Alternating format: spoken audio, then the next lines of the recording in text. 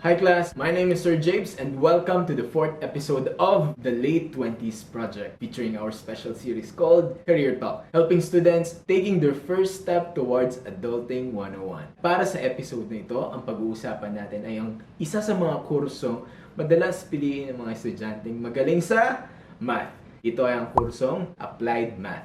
Pero ano nga bang pinagkaiba ng BS Math sa Applied Math at i-share yan sa atin ng ating makakasama sa episode na ito. Lahat ng yan, pakinggan at panoorin natin sa episode na ito. Hello Bianca! Kamusta? Hi Kuya JP, buhay pa naman. Buhay pa. Ayan, sige, babalita ko ikaw na ang may-ari ng sarili mo. Meron kang sariling kumpanya. Okay, sige. So tulad ng mga nauna nating mga naging guest dito sa dito sa Career Talk, usually sila yung pinag-i-introduce ko ng sarili nila. So baka pwede mo kami mabigyan ng background, sino si Bianca, anong ginagawa niya, and ano yung pinag-graduate niya noong college. Okay, sige. Hi everyone. So my name is Bianca Ulan. So it's Ulan as in rain. So di nyo naman ako basta-basta mga kalimutan. So graduate ako with the BS Applied Mathematics degree, specializing in actuarial science from UPLB. Okay? Right now, ako ay tama si Kuya JP, founder ako of my own company called Pareto Consulting. So we are a growth consulting firm na nagsispecialize naman sa market research and full service digital marketing services. So baka isipin nyo medyo malayo yung course ko, pero ang kagandahan niya, na-apply ko pa rin naman yung course ko. Ayan. So ayun din yung isa sa mga intent ng pag-create natin ng series ng videos na to. Gusto ko ring ma-highlight yung mga students or mga individuals na halimbawa ito yung course nila and eventually na take nilang track is yung very hardcore dun sa course nila. Or pwede rin namang combination ng ito yung course mo pero for some reason, 'di ba, kasi maraming posibleng mangyari over years. So ito naman yung tatahakin mo, which is also not a bad thing, right? Kasi ito yung magpapaliwanag sa mga estudyante natin na yes, one of the biggest decisions in life is ano yung course na pipiliin mo, pero eventually maraming posibleng mangyari, and from that point kailangan mo ulit mag-isip paano ka magpipivot sa mga decisions mo.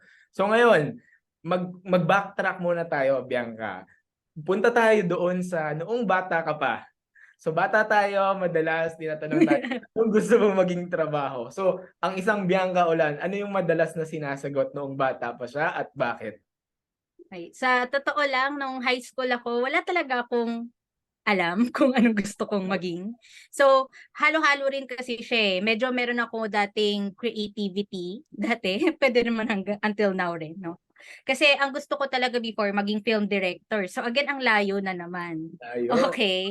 So, kaso, syempre, as a film director kasi kailangan mo ng pera, connections para mag-flourish ka talaga sa industry na yon. And I didn't have the luxury of that. So, technically, kailangan ko rin i-weigh at that point in time versus ba yung wants ko and yung needs ko for my family. So, bakit ba tayo napunta sa BS Math? BS Math pala yung first course ko, by the way. So, bakit ako napunta sa BS Math? It's because nung high school ako, mataas yung grades ko sa math. Yun lang. So, kung medyo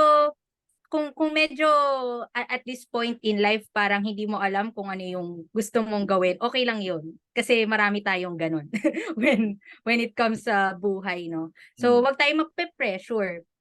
So, kumbaga ang mindset ko lang noon is ano ba yung strength ko? Yun na yung ginamit ko for college. Kaya ako nag-BS Math. Pero I wouldn't also say na BS Math is for me. Kasi nung first year ko pa lang, nakita ko sobrang theoretical niya. And kumausap rin ako ng mga juniors and seniors na ahead of me.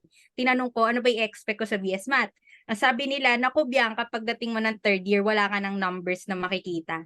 Puro letters na lang. To sabi ko, ha? Paano nangyari yun? BS Math nga, di ba? Doon ako magaling sa numbers. So, naging letters para siya kasi puro proving. Ang hirap noon, nakakasabaw siya sa utak. Tapos kapag nag-thesis ka sa BS Math, dapat bagong theory, bagong proof. So sabi ko, kaya ko ba yun? Strength ko ba to? So bumabalik ulit ako doon sa initial mindset.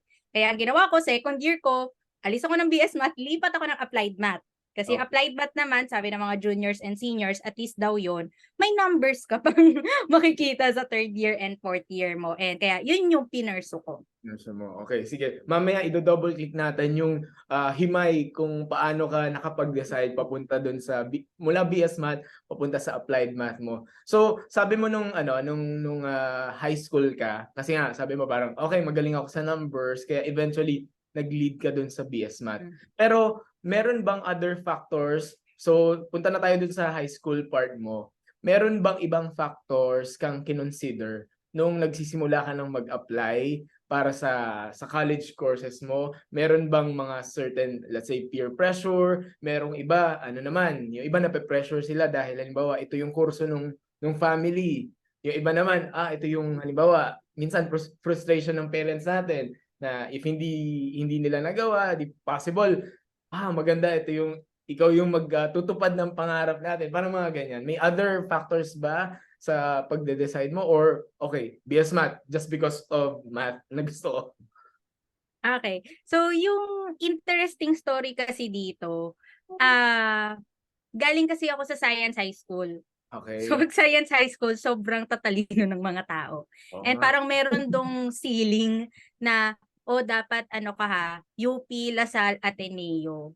Yun lang. So, parang kasi yun yung top schools daw, ganyan. So, ang sa akin, hala, Lasal, Ateneo, di namin yun afford kasi di naman talaga kami galing sa mayaman na pamilya, no? Kaya nung time na yun, ang mindset ko lang, UP or nothing. Okay. Yun na siya.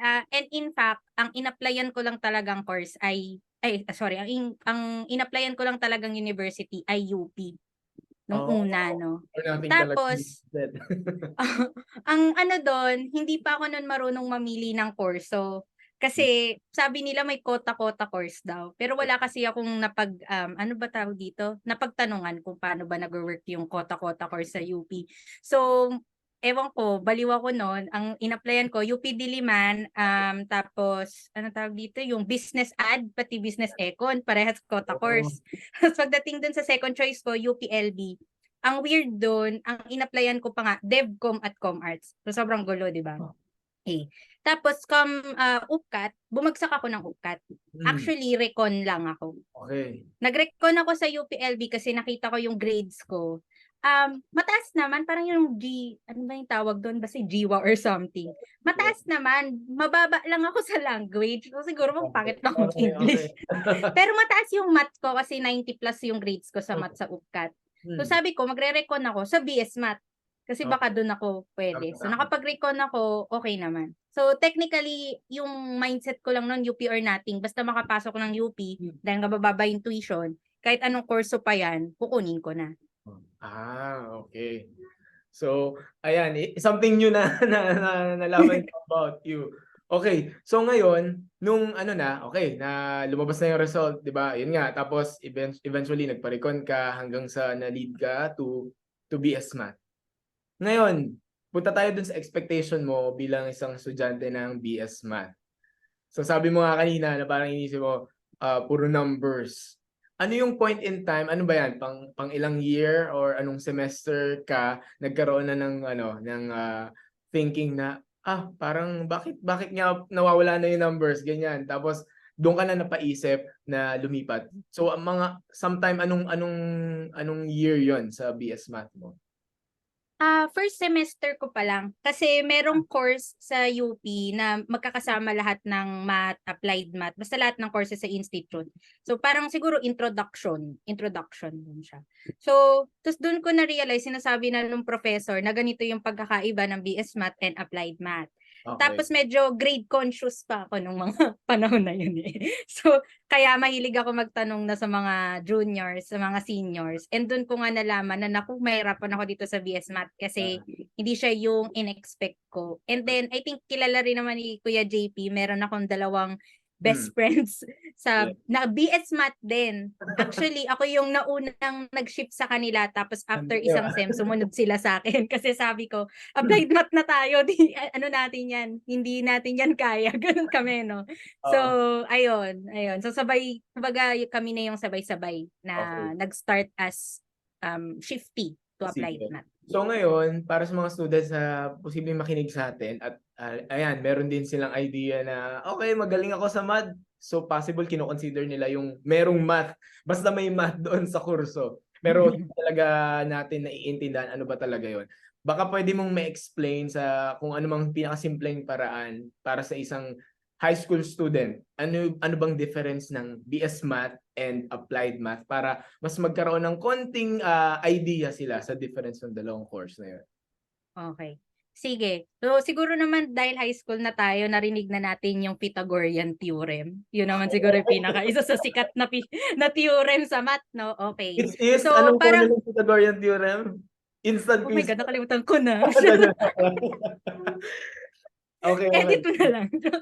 Pero, okay. So, sa context ng Pythagorean theorem, isipin nyo na lang, pag BS Math kayo, kailangan kaya nyo gumawa ng variation ng isang Pythagorean theorem din.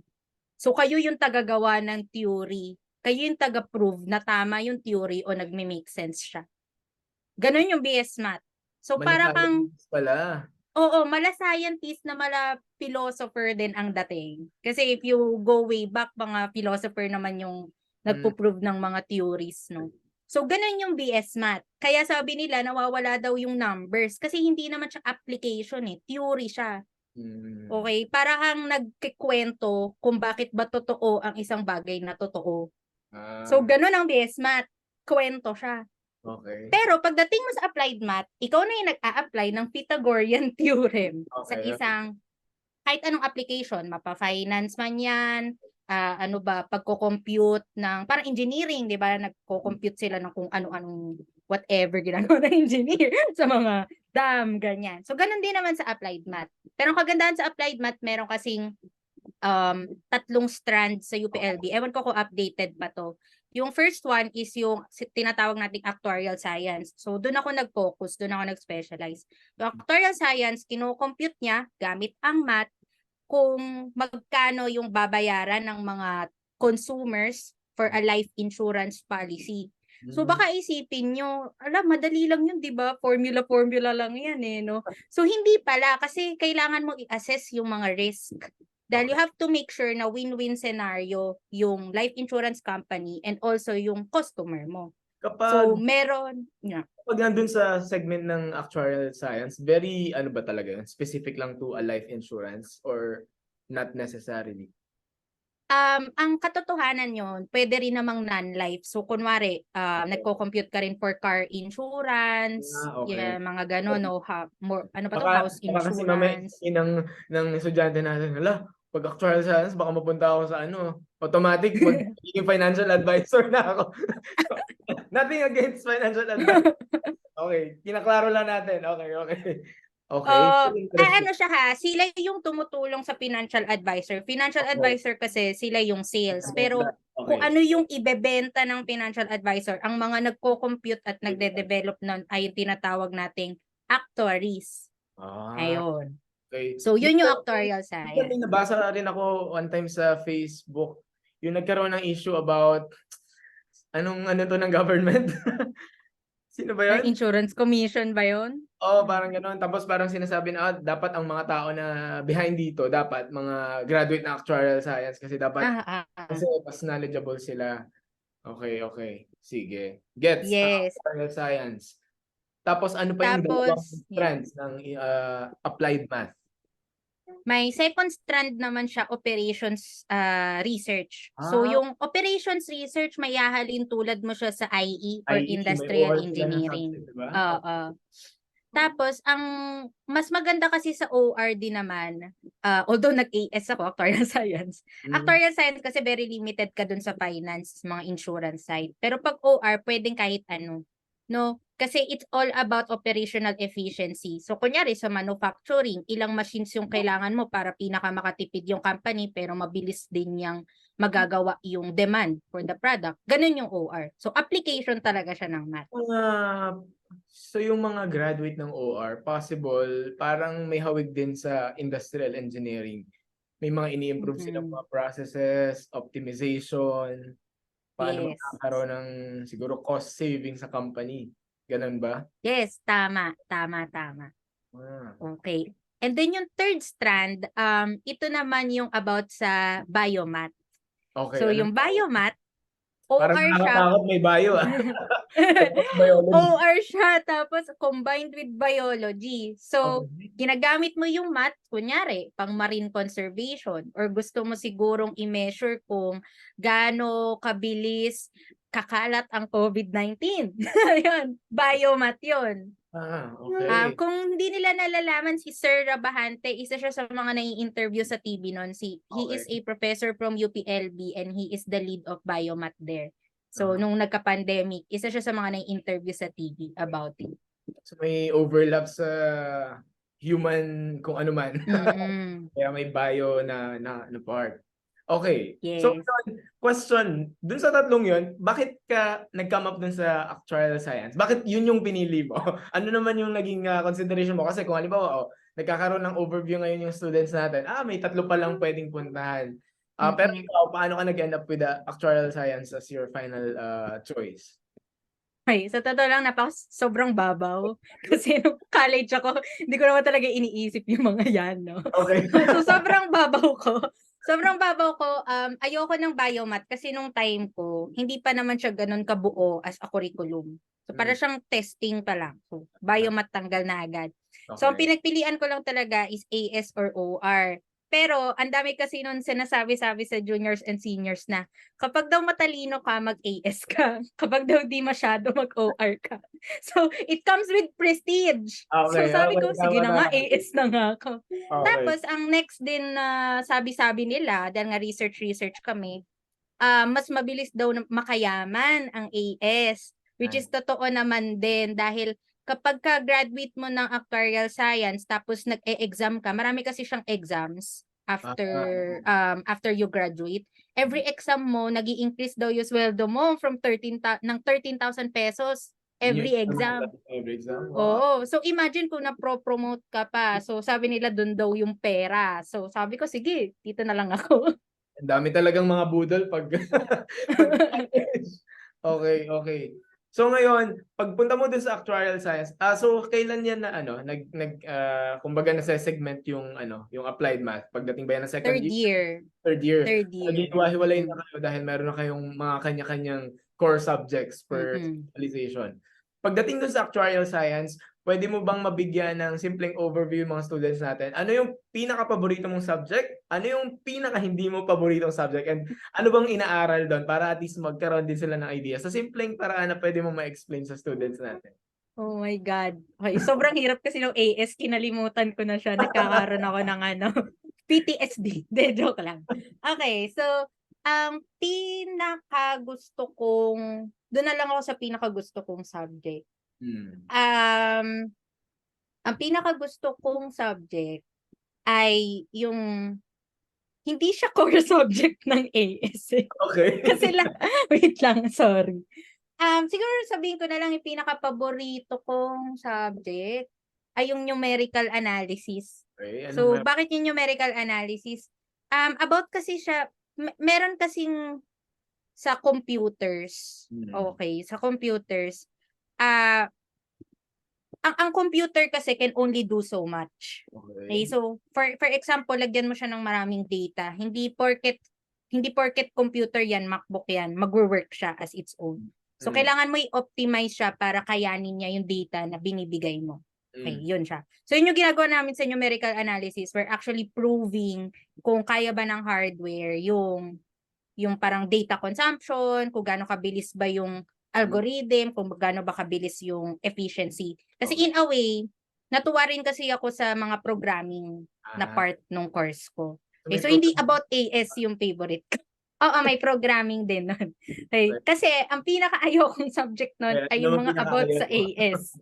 Which is yung life insurance. Sobrang struggle ako doon. And if hindi ko friends yung mga besties ko, si Len and si Maris, siguro di ako makaka-survive doon. Kasi ang hirap niya talaga. Isa kami sa laging ano tawag dito? Nag-group study every night, every week, para lang makasurvive kami sa course na yun. So ito ba yung isa sa, kumbaga sabihin na natin, kapag napunta sa isang industry na yung graduate ng actuarial science, isa ito sa parang biggest ano ba, learning sa university na ina-apply pagdating sa work? Itong part na to? Yes. Oo, yung life insurance. So marami kaming courses about life insurances, pati yung mga tinatawag na stochastic calculus, ganyang courses. So yan, lahat maa-apply yan talaga pagdating sa mga exams na iti-take nyo para Mm, maging actuary. oo. Okay, sige, ngayon. So, punta na tayo dun sa phase na ano, na nalampasan na yung ano, yung phase ng college. So, nakagraduate na, di ba? Na applied math. Ah, pagka-graduate mo ba, ano na yung nasa isip mo? Saan ka pupunta na trabaho? Ano yung gusto mong applyan? Meron ka bang top of mind during that time? Okay. So, nung time kasi na yun, natuwa ako dun sa parang special problem na Okay. tinatawag nung fourth year. Para siyang Parang yung thesis. thesis nyo, di ba? Okay. Para siyang thesis. So, super natuwa ako nun kasi siguro parang dun ko na-realize na para ako sa research. Okay. Kasi okay pala ako mag-analyze ng data, maganda yung mga findings na nakukuha ko, tapos okay rin yung pagkakasulat ko ng research paper. And in fact, isa siya sa mga na-present ko sa isang Mm. conference din sa Okay. UPLB. So, yun, natuwa ko dun sa research aspect. So, after ko graduate, naisip ko, baka dapat sa research din ako. Okay. Ngayon, may dalawa kasing path yung research. Either dun ako sa academic or dun ako sa corporate. So, Hmm. ang una kong trinay ay yung corporate. Kaya yung naging first job ko ay sa Kantar. So, ano ba yung Kantar? Kung alam nyo yung mga naglalagay ng ratings na Correct. 14%, Yeah, ganyan-ganyan. tama. Ang Para sa nanonood ng probinsyano. Hmm. So, para siyang ganon. Although doon ako sa department kung saan nagpo-focus kami sa FMCG. So, kunwari, yung mga Unilever, ilan ang bumibili ng ganitong sabon? Gaano sila nagko-compare sa mga PNG other naman, brands? PNG naman. Sa amin yung PNG. PNG. Ako yung Uy, bumili ako sa client Kantar. din.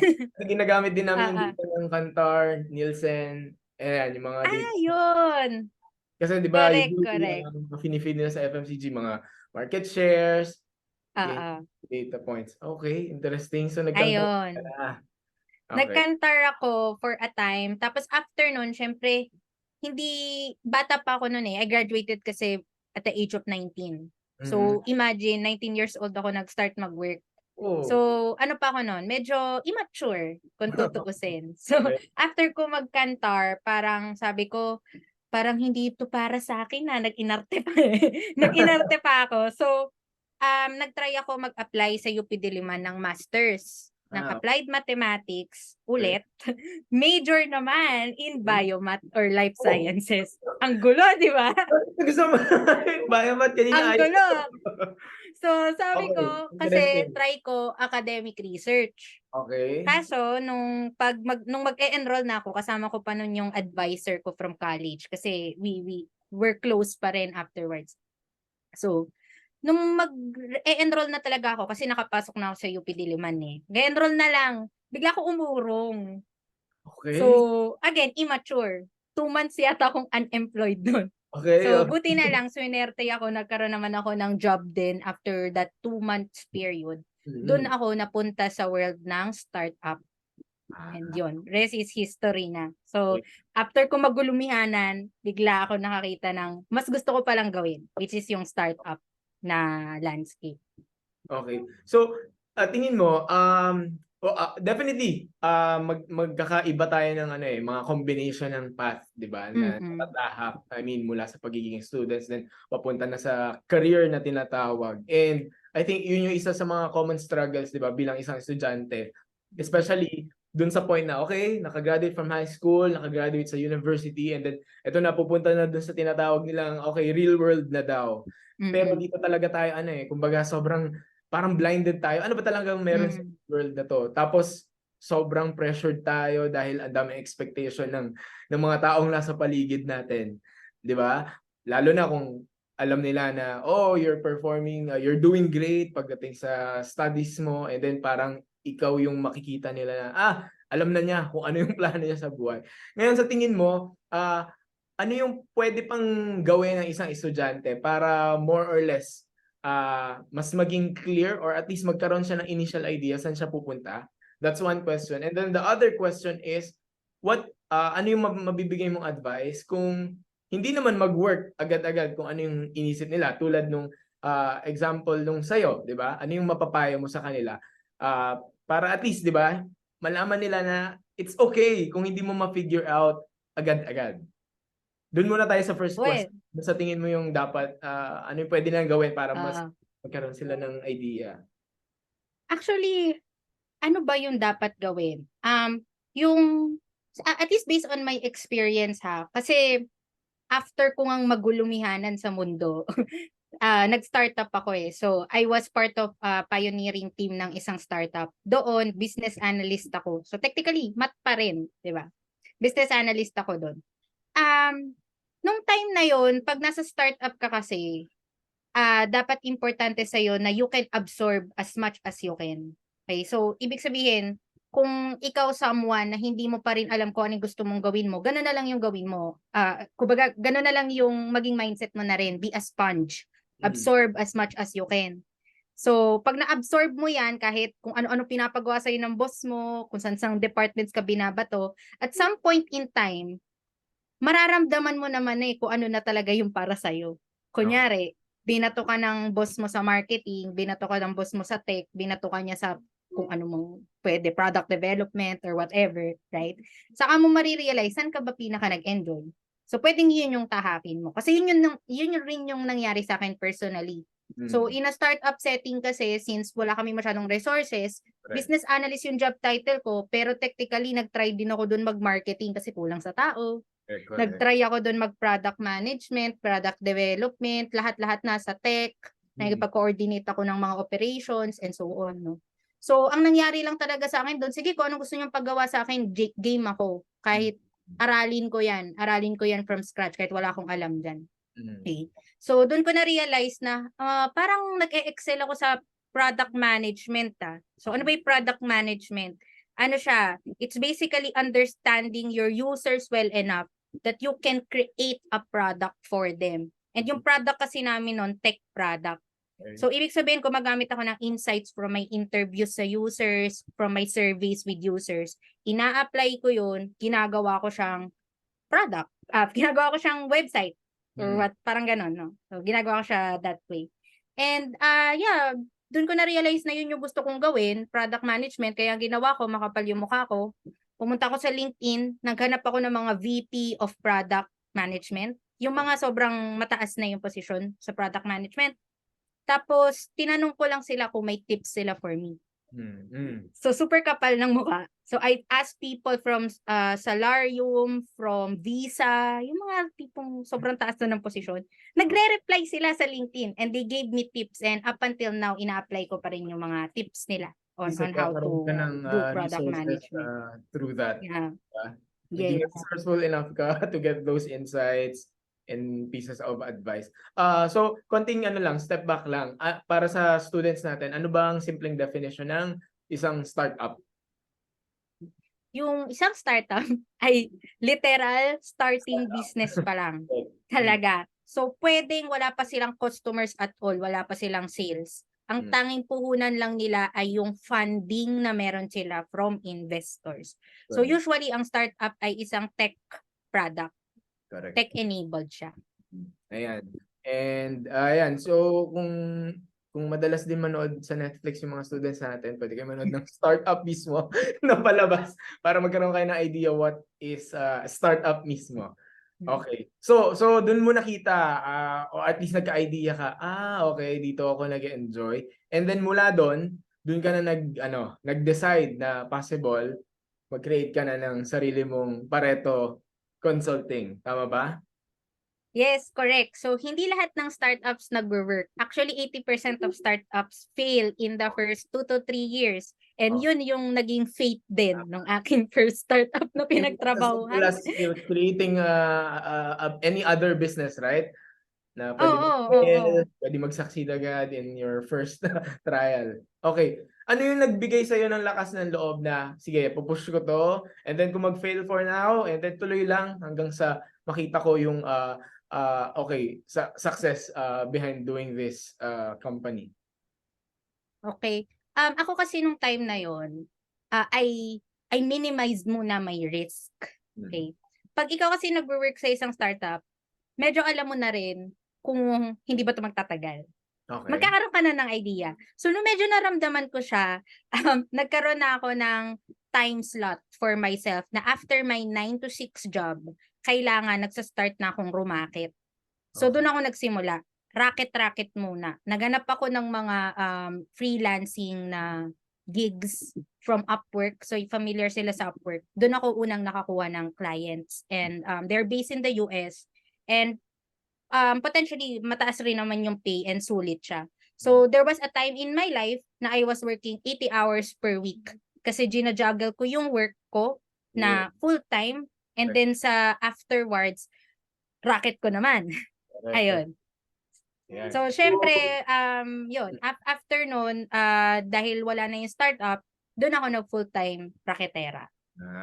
Okay. So para sa mga students natin, yung concept ng Upwork, it's basically one of the many online platforms na pwede kayo mapumunta doon, and then technically parang binebenta mo yung sarili mo because of a certain skill set, and then pwede kang i-hire ng kung sino man nangangailangan ng expertise mo.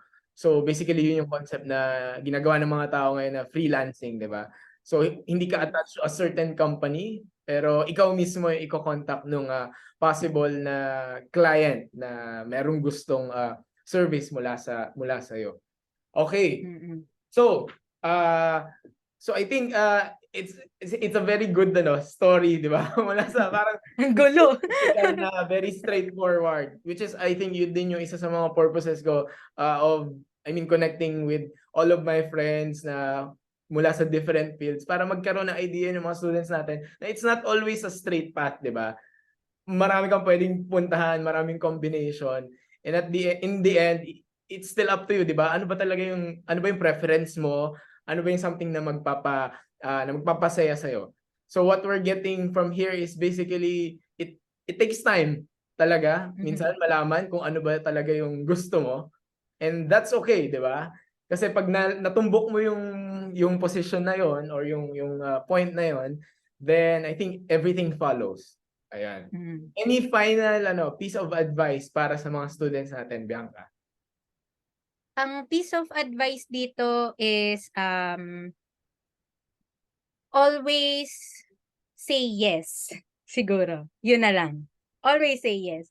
So, alam ko lately, parang meron tayong, minsan meron kang feeling na hala, baka hindi ko to kaya. Pinapagawa to sa akin ng boss ko, pinapatulong ako dito. Baka hindi ko siya kaya, no? Imbis na yun yung isipin mo, sige po, yes, I'll figure it out. Yun yung pina-advice na mabibigay ko sa mga students, especially especially pag nasa reality or real world na sila. Because to be honest, in real world scenario, maganda na alam mo yung calculus. Maganda yung mga alam mo yung mga ganyang bagay.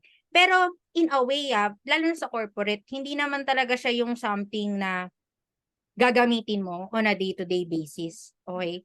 But ang pwede mo kasing matutunan from college is more or less yung iyong problem-solving skills. Because at the end of the day, sa real life, ang ibabato sa iyo ng boss mo or ng client mo ay problema. And dapat ikaw bahalang makapag-solve nun. So always just say yes, never doubt yourself. Because again, just be resourceful enough to find answers on your own. Ayan. Okay. So isa to sa I think one of the common characteristics then, us being millennials na always on the go, up for the challenge. Sige, willing ako to take to take a calculated risk, 'di ba? Para ma-surpass yung isang bagay. A good attribute of or characteristic ng isang millennial na tulad natin. Now, punta na tayo sa last part ng ating kwentuhan. So, huli kong tanong para dito sa segment na to is, madalas yung mga estudyante ay kasi sila, kapag nag-aaral ng math, pagdating naman sa trabaho, hindi naman namin magagamit yan.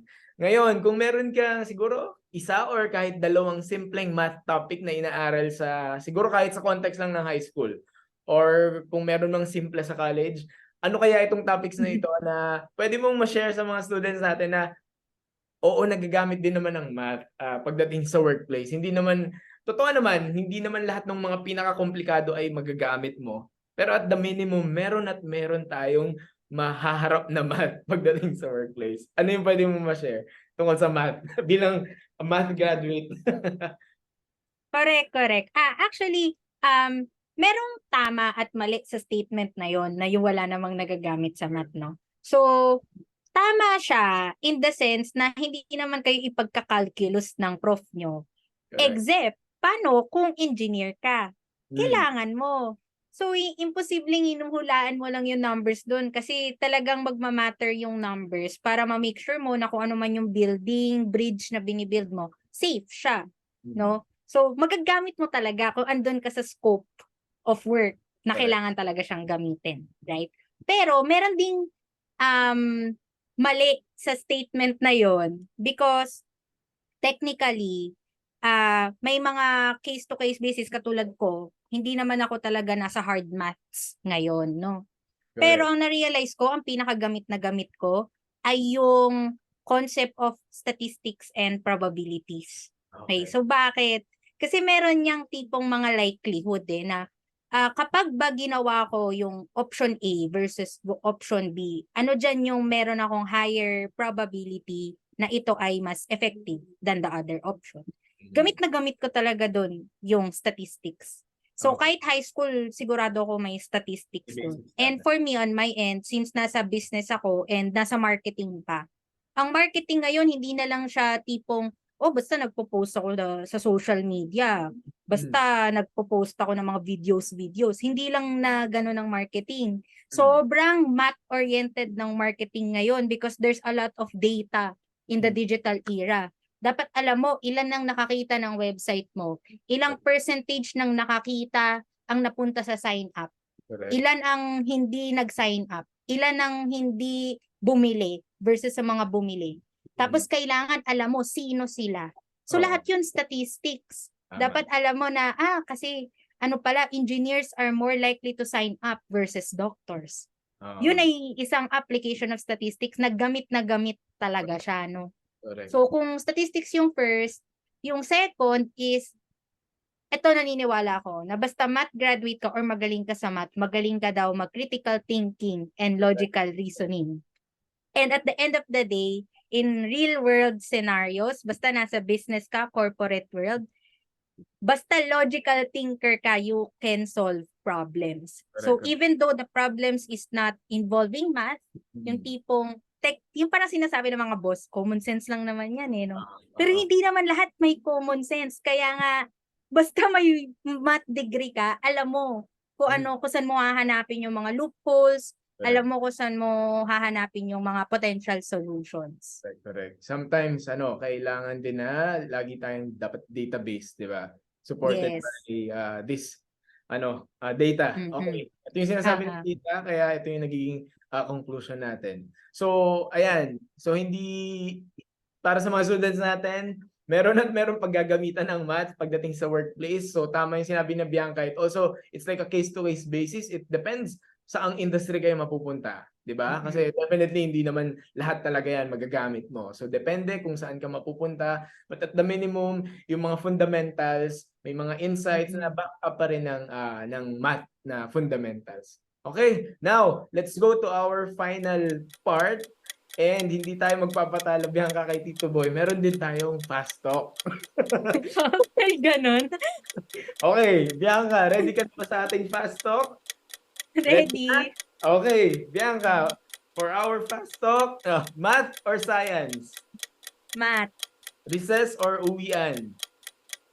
Uwian. High school or college? College. Surprise quiz or scheduled quiz? Scheduled quiz. Para makapag-prepare. Copy and answer or answers only? Ano? Copy and answer or answers only?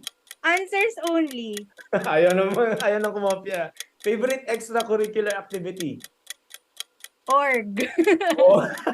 Yes, org. Favorite teacher? Sir Umali.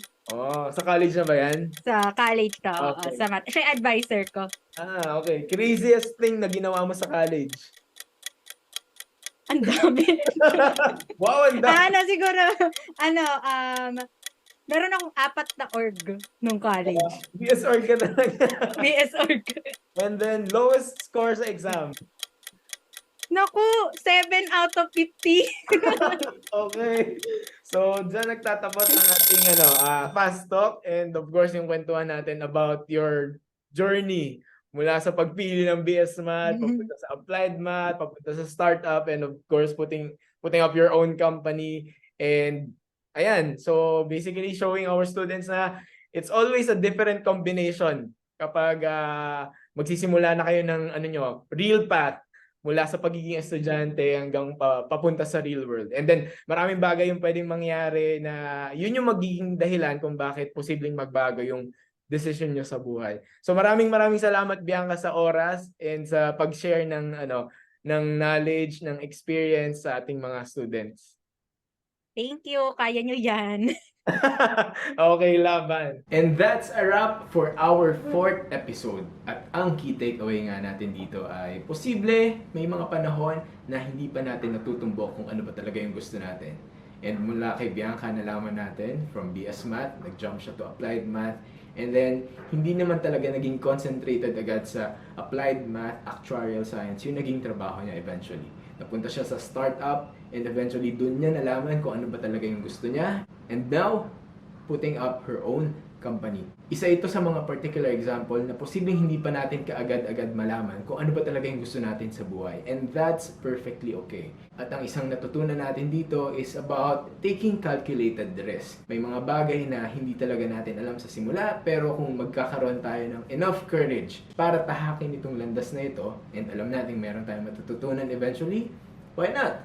Hope you learned something from our 4th episode. Again, my name is Sir James and you are watching the Late 20s Project featuring our special series called Career Talk. See you on the next episode.